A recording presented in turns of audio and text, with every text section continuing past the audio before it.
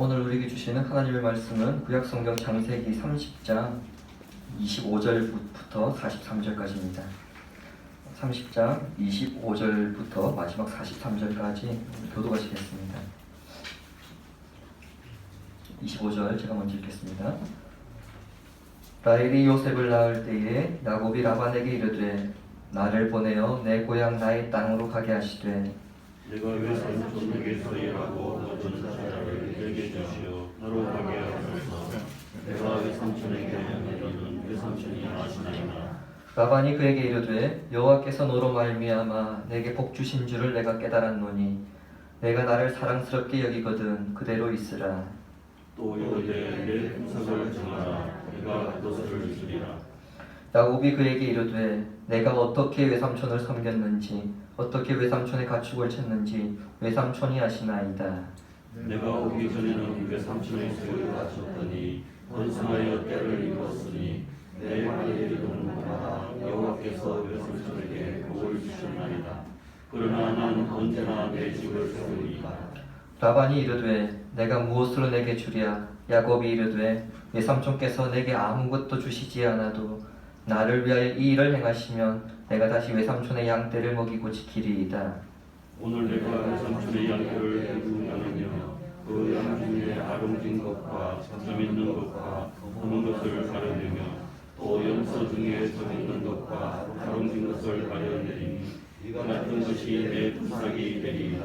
후일에 외삼촌께서 오셔서 내 품삯을 조사하실 때에 나의 공의가 내 대답이 되리이다.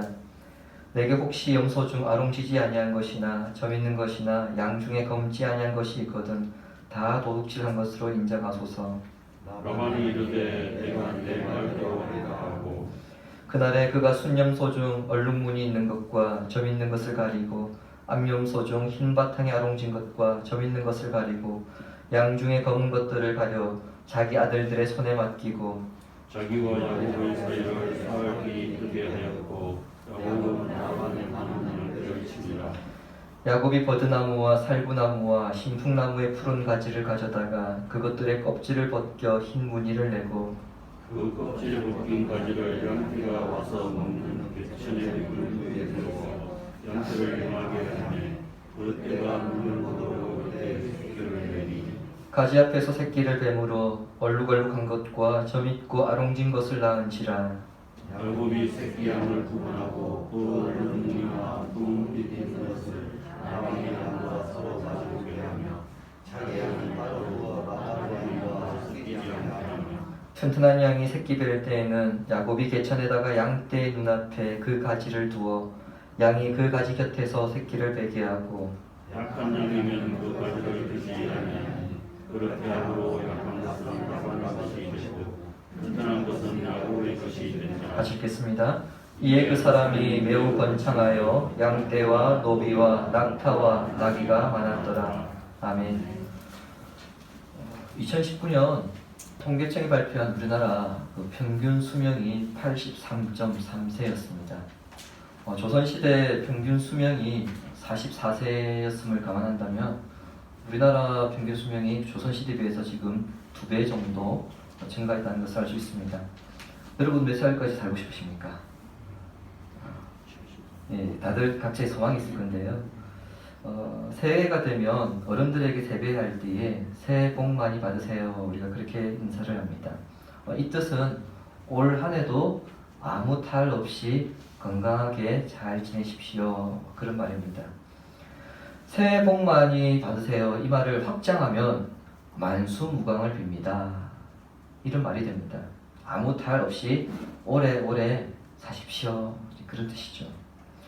그래서 옛날에는 만 60이 될 때 환갑잔치를 했습니다. 어느 날 환갑잔치 하면은 여러분 다들 웃습니다만 옛날에는 60세 이상 수명을 누린 사람들이 많지 않았기 때문에 환갑잔치를 했습니다. 최근 과학과 의학이 발달하여서 인간의 수명이 갈수록 늘어나고 있습니다. 몇 년 된 이야기입니다만 호주의 뉴사우스 웨일즈 대학의 연구진이 10년 내에 인간의 수명을 150세까지 늘리는 황산화 노화 방지약을 출시할 것이라 그렇게 발표를 한 적이 있습니다. 유사일의 인간은 오래 사는 것을 추구하였고 또 오래 살았던 사람을 향하여서 복받았다 그렇게 말했죠. 그러나 성경은 우리에게 과학과 의학의 힘을 빌어서 오래 살고 잘 사는 것이 복이 있는 것이 아니라 하나님께서 주신 것이 복이다. 그렇게 성경은 분명하게 말씀하고 있습니다. 황사나 노화 방지약이 10년 안에 출시된다고 했는데요.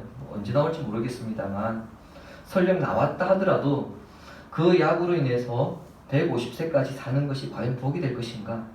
아니면 예측하지 못한 또 다른 문제가 발생함으로써 저주가 될 것인지 그것은 여러분 아무도 알 수 없습니다. 하나님께서 아브라함에게 내가 너에게 복을 주어 내 이름을 창대하게 하겠다 그렇게 말씀하셨습니다. 아브라함이 만수무강하였기 때문에 복된 것이 아니고요. 아브라함이 가는 곳마다 그에게 하나님의 함께하심이 나타났기 때문에 하나님의 이름이 나타났기 때문에 그 인생이 복된 인생이 되었습니다. 야곱의 경우도 동일한데 본문은 야곱의 인생을 통하여서 우리에게 복이 무엇인지를 알게 합니다. 야곱이 외삼촌 라반의 집에서 가정을 이루는데 14년이라는 시간이 걸렸습니다. 14년이라고 하는 시간은 야곱이 라헬과 레아를 얻기 위한 결혼 지참금으로 봉사한 기간입니다. 그 기간이 끝났을 때에 25절과 26절에 기록된 것처럼 라헬이 요셉을 낳았을 때이고요. 이제 라헬과 레아 이 두 여인 간의 출산 경쟁이 이제 어느 정도 끝났을 때입니다. 어느 날 야곱이 라반에게 가족을 데리고 자기 고향으로 돌아갈 테니까 허락을 해달라고 요청합니다. 그 요청에 대한 라반의 대답을 보시기 바랍니다. 27절 보십시오. 라반이 그에게 이르되 여호와께서 너로 말미암아 내게 복 주신 줄을 내가 깨달았노니 내가 나를 사랑스럽게 여기거든 그대로 있으라. 무슨 말입니까? 보내기 싫다는 겁니다. 그냥 안 된다 이렇게 말하면 될 텐데 그냥 안 돼 이렇게 말하면 너무 정없이 들리고 또 속마음이 들킬 것 같으니까 참 길게 가면 안 돼 이야기를 한 거예요. 라반이 보내기 싫은 이유는 자기가 이렇게 지금 부자가 된 것이 하나님께서 야곱을 통해 복을 내리셨다는 것을 알았기 때문입니다.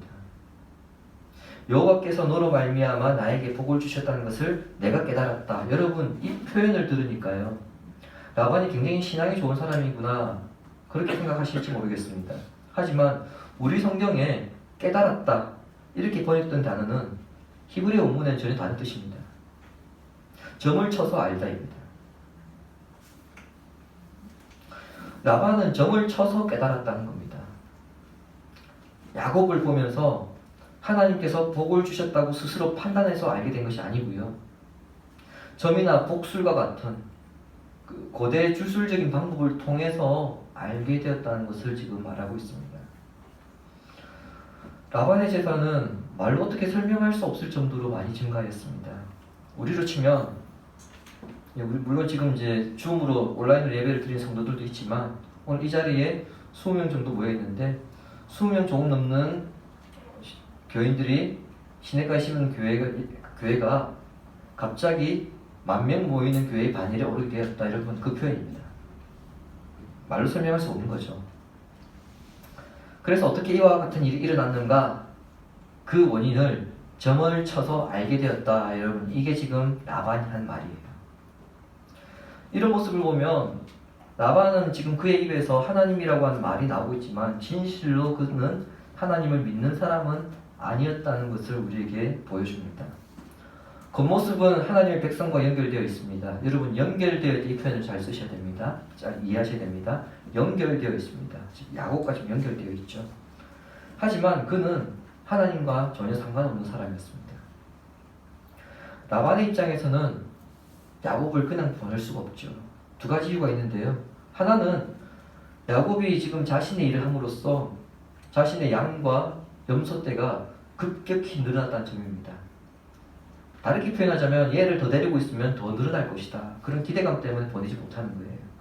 두 번째 이유가 있습니다. 그냥 이대로 고향에 돌려보내게 된다면 자기의 여동생 야곱의 어머니 리브가에게 체면이 서지 않잖아요. 따라서 야곱을 더 붙들어 놓기 위해서 28절에 보시는 것처럼 두 번째 근로계약을 체결합니다. 그런데 이 근로계약 체결이 1차 때와는 좀 달라요.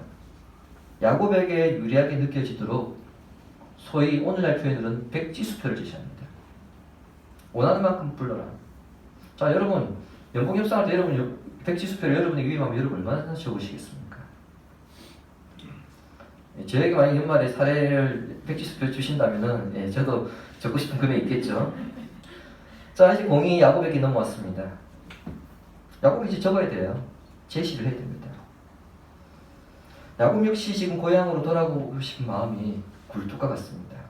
그런데 두 명의 아내와 2명의 또 첩과 11명의 아들과 또 하나의 딸, 이렇게 많은 처자식을 데리고 빈손으로 고향에 돌아갈 수는 없습니다.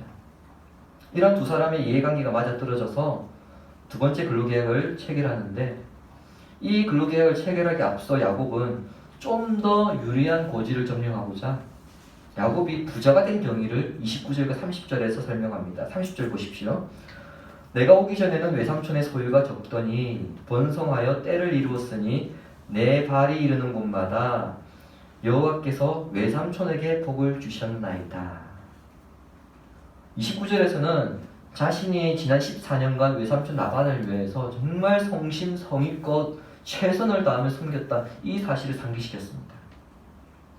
그리고 30절에서 라반이 진짜 부자가 된 이유를 설명하는데, 여호와께서 외삼촌에게 복을 주셔서 큰 부자가 되었습니다, 이렇게 말합니다. 여러분, 여기에 중요한 말이 하나 숨어 있습니다. 복은 여호와께서 주셨습니다. 그런데 그 복이 누구를 통해서요? 나를 통해서요. 다르게 표현하자면, 내가 복의 통로이기 때문에 만일 내가 없었다면 외삼촌이 이렇게 부자가 될 수 있었겠습니까? 한번 스스로 생각해 보세요, 이 말이에요. 그래서 다르게 표현하자면, 양심이 있으면 알아서 주셔야지 왜 안 주셨습니까? 이걸 지금 애둘러서 야곱도 표현하고 있는 겁니다. 어떤 분이 저에게 이런 야곱의 말에 대해서 야곱은 너무 교만한 사람이 아닌가요? 그렇게 물은 적이 있습니다. 근데 사실 여러분, 그렇지 않습니다. 복의 근원은요, 자신이 복의 근원이라는 사실을 압니다. 직장에 다니시는 분은 자신 때문에 회사가 복을 받고, 학생들은 자신으로 인해서 학교 그 반이 복을 받으며, 병원에 환자로 누워있는 분들은 자신 때문에 그 병실에 있는 환자들이 복을 받게 된다는 것을 압니다. 그렇기 때문에 자신이 있는 곳에서 최선을 다합니다. 비록 병으로 인해서 지금 병실에 입원해 있지만 자신 때문에 같이 병실에 있는 그 환자들이 위로를 받고 또 소망을 발견한다는 것을 안다는 겁니다. 그게 복입니다. 직장에 다니시는 분들은 자기 직장에서 자기 때문에 그 부서에 웃음과 활기가 넘치고 부서가 인정받고 회사가 점점 성장해 간다는 것을 압니다. 학생들은 어떻습니까? 자신으로 인해서 학업에 지치고 미래에 불안한 친구들이 자신으로 인해서 학교 생활이 즐거워지고, 그 불안했던 마음이 평안을 되찾고, 오히려 미래에 대해서 불안해하기보다는 도전하고 기대하는 마음을 가지게 하는 것을 여러분 보게 됩니다. 여러분, 그게 복입니다. 우리가 흔히 그런 말을 하죠. 사람 하나 잘못 들여놨더니 집안이 시끄럽다, 회사가 시끄럽다. 그 사람이 들어오기 전까지는 조용했거든요. 조용했습니다. 그런데 그 사람이 들어오고 나니까 내 집이 시끄럽고, 내 회사가 시끄럽고, 교회가 시끄럽고, 우리 부서가 시끄럽고, 우리 공동체가 시끄럽다는 겁니다. 마찬가지입니다. 그 전까지는 시끄럽고 문제가 많았습니다. 그런데 한 사람 들어왔더니 조용하고 즐거워진 것을 왜 못 느끼겠습니까? 이처럼 어떤 사람이 하나님의 복의 통로가 된다는 것은 그 사람뿐만 아니라 주변 사람들이 모두 느끼게 되어 있습니다. 야곱은 자신이 복의 통로이며 자신으로 인해서 외삼촌의 재산이 상상할 수 없을 정도로 증식되었다는 것을 상기시킨 이후에 그 다음에 이제 자신의 요구사항을 이야기합니다. 32절에 보시면 앞으로 양이 태어날 때 점이나 줄이 있는 것, 앞으로 제가 이제 이걸 얼룩 있는 것을 그렇게 표현하겠습니다. 얼룩 있는 것과 검은 것은 자기 것으로, 또 염소는 얼룩 있는 것만 자기 것으로 하겠다, 이렇게 요구 조건을 제시한 거예요. 이미 야곱은 라헬을 얻는 과정에서 참 이 양반이 외삼촌이긴 하지만 정말 피도 눈물도 없는 인간이다, 뼈저리게 경험했습니다. 그리고 이 사람은 말과 행동이 분명히 다르다, 겉과 속이 다른 사람이다, 이것을 겪었습니다. 따라서 뒤에 가서 딴소리 하는 것을 사전에 차단하기 위해서 구체적인 조건을 제시합니다. 33절에 보시는 것처럼 만일 양들 가운데에 하얀 것이 있거나 또 얼룩이 있으면은 그것은 얼룩이 없으면 훔친 것으로 간주해라, 그렇게 여러분 덧붙였습니다. 물론 야곱의 이 말에는 무엇이 포함되어 있냐면은 의심되면 언제든지 와서 봐도 좋습니다, 그 말이에요. 야곱의 이 제안은 야곱에게는 투명성을 보장하는 것이고요, 그리고 라반에게는 사실 손해볼 게 없는 장사죠. 당시 그 목자들이 이제 다른 사람에게 고용되어서 다른 사람의 양과 그 염소를 이제 돌볼 때에 그 품삯으로 받는 게 얼마냐면요, 새끼를 낳으면 그 새끼의 10에서 20%를 받았습니다. 총 새끼가 총 100마리가 나왔으면은 10마리에서 20마리 정도를 품삯으로 가져갔습니다. 여러분 혹시 TV에서 중동 지역이나 몽골 지역 그 여행 다큐멘터리를 보시면 흔히 보셨을 텐데요. 그 지역에 있는 양들은 대체로 색깔이 여러분 무슨 색인지 아십니까? 대체로 하얀색입니다. 그리고 염소는 흰 양도 있지만 까맣고 갈색입니다. 여러분 혹시 기억에 다시 한번 떠올려 보십시오. 여러분들이 TV에서 봤던 양이나 염소 가운데에 혹시 얼룩을 보신 적 있으신가요? 점 있는 걸 보신 적 있으신가요? 거의 없을 겁니다. 거의 없습니다. 이런 점을 감안할 때에 라반은 야곱의 제안을 딱 듣고서는 쾌재를 불렀을 거예요. 얘 바보구나. 얘는 정말 바보구나. 백지수표를 쳤는데도 불구하고 이런 걸 써내? 분명히 라반은 그렇게 생각했을 겁니다. 제가 2주 전에 야곱이 라헬을 놓고 1차 근로계약을 체결할 때에 이런 말씀을 드린 적이 있습니다. 뛰는 놈 위에 나는 놈이 있다. 뛰는 놈이 야곱이었고 나는 놈이 라반이었죠. 야곱은 라반이 꼼수를 부릴 것을 사전에 차단하기 위해서 이런 제안을 한 건데요, 아니야 다를까 라반은 야곱의 상상을 뛰어넘는 그런 짓을 합니다. 33절 보십시오. 그날에 계약을 체결한 날에 그가 라반이 순염소 중 얼룩무늬 있는 것과 점 있는 것을 가리고 암염소 중 흰 바탕에 아롱진 것과 점 있는 것을 가리고 양 중에 검은 것들을 가려 자기 아들들의 손에 맡기고, 2차 근로계약이 체결되자 라반은 역시 꼼수 대망원 같은 짓을 합니다. 라반이 자기 아들을 살펴보니까 조금이라도 얼룩 있는 것이나 점 있는 것이 조금이라도 있는 게 있다, 한 마리도 빼지 않고 다 추려내요. 염소도 그렇게 하고요. 그리고는 자기 아들들에게 줘버립니다. 그러니까 분리시킨 거죠. 그것도 부족해서 사흘길이나 떨어진 것을 이동시켜버렸습니다. 혹시라도 야곱이 얼룩무늬 있는가 그런 것들을 가져와서 훔쳐와서 그 속에 놔둘까, 이것을 우려한 거예요. 여러분 점 있는 것이나 줄 있는 것이 있어야 그런 새끼들이 태어날 겁니다. 하지만 점 있는 것, 줄 있는 것들을 완전히 지금 분리시키고 차단시켜버렸기 때문에 야곱이 돌보는 양떼와 소떼에서는 그런 얼룩 있는 것이 여러분 나올 가능성이 전혀 없게 되었습니다. 최소한 몇 마리라도 남겨두고 하다못해 한두 마리라도 남겨놓으면서 잘해보라 해도 요거들 먹을 판인데 씨를 말려버렸습니다. 얼마나 비열한 짓을 했습니까? 아마 야곱도 외삼촌 라반이 이 정도의 비열한 인간이라고는 생각 못했을 것 같아요. 라반은 분명 우리의 상상을 초월한 사람입니다. 그런데 야곱은 더 상상을 초월합니다. 라반에게 불리한 임금을 스스로 제안한 것도 이해하기 어렵습니다만 계약을 체결한 뒤에 굉장히 특이한 방법으로 자기 몫을 챙겨갑니다. 37절부터 42절까지 내용은 이렇습니다. 야곱이 나뭇가지를 이제 벗겨가지고요. 그 벗긴 나뭇가지에 흰 무늬를 내었습니다.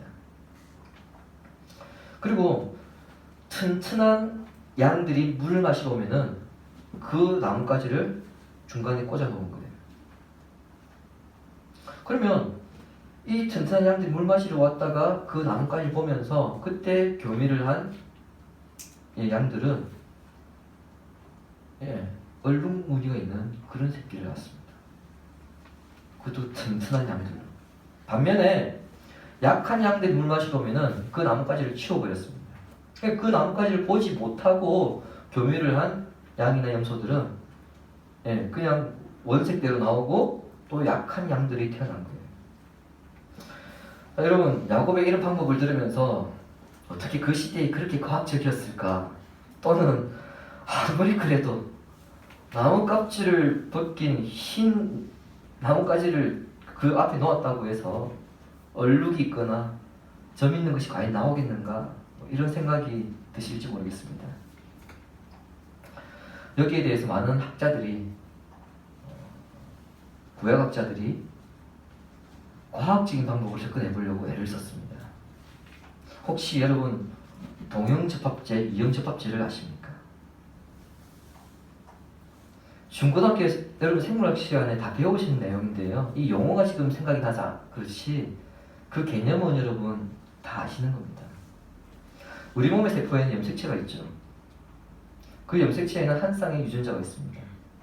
근데 그 유전자가 소위 말하는 우성과 열성이 있으면 이형접합체고요. 우성끼리 열성끼리 있으면 동형접합체입니다. 그러니까 여러분 다 아시는 개념이에요.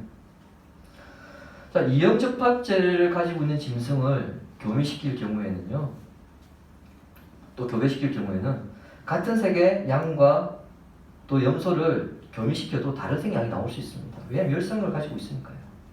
그러나 아무리 이종접합제를 설명하려고 해도 야곱의 이 방법은 사실 아무 상관이 없는 거죠. 이거는 아무 상관도 없을 뿐더러 어떻게 이렇게 많이 얼룩 있는 양이나 염소들이 많이 나올 수 있는가에 대해서는 과학적으로 설명할 수 있는 방법이 아무것도 없습니다. 그게 여러분 과학 신학자들의 내린 결론이었습니다. 이 방법과 과학은 아무 상관없다. 분명한 것은요, 야곱의 이러한 행위는 지난주에 보았던 합판체 사건과 너무 유사합니다. 자, 여러분 지난주 합판체 사건 한번 떠올려 보십시오. 처음에 합판체를 가지고 있었던 사람은 레아였습니다. 근데 이 레아가 라헬에게 넘겨주었거든요. 자, 근데 재밌는 현상이 벌어졌죠. 합판체를 넘겨주고 그 합판체를 가지고 있지 않았던 레아는 아들을 둘이나 낳았고요. 정작 그 합판체를 가지고 있었던 라헬은 아들 낳지 못했습니다. 무슨 말입니까? 아이를 낳고 못 낳고가 합판체에 달려 있었던 것이 아니라 하나님께서 그녀들을 불쌍히 여기시고 복을 주셨는가 거기에 달려 있더라는 겁니다. 여기서도 마찬가지입니다. 라반의 그 피도 눈물도 없는 계략에 말려든 야곱이 튼튼하고 얼룩이 있는 이런 양들과 염소들을 많이 얻을 수 있었던 것은요, 그가 했던 기괴한 행동 때문이 아니고요, 하나님께서 야곱에게 복을 주셨기 때문이라는 것을 오늘 본문은 우리에게 강력하게 증언하고 있습니다. 베델에서부터 이미 하나님은 야곱에게 내가 너와 함께 할 것이다. 네가 어디로 가든지 내가 먼저 너보다 앞서갈 것이고 너를 보호할 것이다. 그것을 약속하셨기 때문에 여러분 그 약속에 의하면 야곱은 굳이 이런 방법을 사용하지 않았어도 그 어떤 방법을 썼더라도 결과는 동일하게 나왔을 겁니다. 그 방법을 쓰지 않았더라도 아무 방법을 쓰지 않았더라도 여러분 결과는 동일하게 나왔을 겁니다. 흥미로운 것은 야곱은 태어난 새끼들을 무조건 점 있는 것이나 얼룩 있는 것을 만들지 않았다는 점입니다. 선별하여서 건강한 양들만 그렇게 만들었고요, 비실비실한 양들은 그렇게 하지 않았죠. 그래서 비실비실한 양들은 다 라반에게 돌아갔습니다. 14년 전 라반은 야곱에게 라헬을 조건으로요, 레아까지 다 맡겨버리고 실속은 자기가 지냈습니다. 근데 14년이 지난 지금 어떻습니까? 야곱은 건강한 짐승들은 자기가 갖고 약한 짐승들을 라반에게 떠맡겨버린 겁니다. 상황이 역전되어 버렸습니다. 주님 사랑하신 시니까 시민 여러분, 43절 보시면은 야곱이 번창하여서 큰 부자가 되었다. 그것도 건강한 것들로만. 이런 말씀이 43절에 기록되어 있고 이렇게 성경은 끝납니다. 그런데요, 여러분, 여기서 우리가 오해해서는 안 되는 것이 있습니다. 야곱이 온갖 꼼수에도 불구하고 그의 일이 잘 풀린다고 해서 하나님이 그 모든 행위까지 동의하신 것은 아니라는 점입니다. 야곱이 지금 의도적이죠. 건강한 것들만 내가 가지고 약한 것들 삼촌에게 넘기겠다. 그 꼼수를 쓴 겁니다. 하나님께서 건강한 양들만 야곱에게 주셨다고 해서 여러분, 야곱의 이 꼼수를 정당화시켜서는 안 된다는 겁니다. 그 꼼수는 꼼수예요. 우리는 하나님께서 야곱에게 복을 주셔서 야곱이 큰 부자가 되었더라, 여기에 초점을 맞추고 있습니다만, 사실 창세기를 기록하고 있는 저자는요, 야곱 역시 꼼수를 쓰고 있기 때문에 야곱이 라반과 별 다를 바 없다, 그 사실을 더 부각시키고 있습니다. 영화나 드라마에 여러분, 이런 대사가 종종 나올 때가 있죠. 나쁜 놈과 더 나쁜 놈 중에서 누구를 선택하겠느냐. 반대로 이야기하면 나쁜 놈과 덜 나쁜 놈 중에서 우리가 선택해야 될 때 누구를 선택하겠느냐. 여러분, 이것은 우리가 정치 투표할 때도 이런 말 나오지 않습니까? 다들 그 나물이 그 밥이다 그렇게 이야기하고요, 고놈이 고놈이다 그렇게도 이야기하고요, 그나마 좀 덜 해먹는 놈으로 찍어주자. 사실 그 이야기가 지금 본문에서 똑같이 나오고 있습니다. 근데 여러분, 나쁜 놈도 더 나쁜 놈도 덜 나쁜 놈도 결국 여러분 다 나쁜 놈입니다. 야곱을 여러분은 대단하게 생각하실지 모르겠지만 창세기 저자는 야곱이나 라반이나 똑같이 꼼수 쓰고 속이는 일에 익숙한 사람들이다, 그것을 우리에게 이야기하고 있습니다. 그렇게 볼 때에 본문에서 정말 중요하게 여기는 것은 뭐냐면요, 하나님은 야곱같이 정말 형편없는 사람도 축복하신 분이란 겁니다. 그게 여러분 은혜입니다. 자신의 이익을 위해서라면 남을 속이는 것에 조금의 양심의 가치를 느끼지 않는 야곱을 하나님께서 복 주시고 그를 보호하시며 그의 걸음을 인도하셨습니다. 야곱이 믿은 그 하나님이 오늘 우리가 믿는 하나님이기 때문에 여전히 우리에게도 소망이 있는 것입니다. 여러분, 주보에 있는 신명기 1장 30절 31절을 같이 읽겠습니다. 너희보다 먼저 가시는 너희의 하나님 여호와께서 애굽에서 너희를 위하여 너희 목전에서 모든 일을 행하신 것 같이 이제도 너희를 위하여 싸우실 것이며 광야에서도 너희가 당하였거니와 사람이 자기의 아들을 안는 것 같이 너희의 하나님 여호와께서 너희가 걸어온 길에서 너희를 안으사 이곳까지 이르게 하셨느니라 하나. 아멘. 모세가 가나안 땅을 목전에 두고 있는 이스라엘 백성들에게 전한 메시지입니다. 이 메시지를 듣고 있는 이스라엘은 애굽에서부터 그 모압평에 오기까지 지난 40년간의 역사를 볼 때에 하나님의 놀라운 기적을 직접 경험하고도 늘 원망과 불평을 쏟아부었던 민족이었습니다. 그런 민족을 하나님께서 버리지 아니하시고 엄마가 아이를 안은 것처럼 하나님께서 이스라엘을 두 팔로 안으시고 여기까지 오게 하셨다는 이 말씀입니다. 야곱에게 아쉬운 점은 이것입니다. 야곱은 분명 자기가 라반에게 그렇게 얘기했습니다. 내 발이 이르는 곳마다 하나님께서 나를 복의 통로로 세우셨습니다. 자기 입으로 그렇게 고백했습니다. 그럼에도 불구하고 여전히 꼼수를 쓰고 있더라는 거죠. 이 부분에서 사실 우리는 야곱에게 투영된 우리 자신의 모습을 발견합니다. 야곱은 꼼수를 쓰고 있었지만 하나님은 베델에서 야곱에게 하신 그 약속을 지키시기 위해 하나님의 신실하심으로 야곱에게 복을 주셨고요. 그가 가는 곳이 어디든 바로 그곳에서 하나님의 복이 나타나게 하신 것을 우리가 지금 본문을 통해 확인하고 있습니다. 그 하나님의 신실하심이 우리가 가는 곳마다 나타났고 또 우리가 앞으로 가는 곳마다 나타나게 될 것입니다. 살아가면서 최선을 다했음에도 아무 성과가 없다는 그런 생각이 들 때가 있을 것입니다. 때로는 지난 시간 여러분 뒤를 돌아봤을 때에 내가 이룬 것이 아무것도 없다. 내가 세월만 그냥 보냈구나. 그런 생각이 들 때도 있을 것입니다. 때로는 인생을 무의미하게 느끼고 그 인생이 혼란스러움이나 좌절을 느낄 때도 있을 것입니다. 그러나 여러분이 어디 있든지 여러분이 어떤 난관에 봉착하게 되든지 여러분이 지금까지 걸어온 그 걸음에 하나님께서 함께 하셨고 앞으로도 여러분이 걸어가는 그 걸음에 하나님은 함께 하실 것입니다.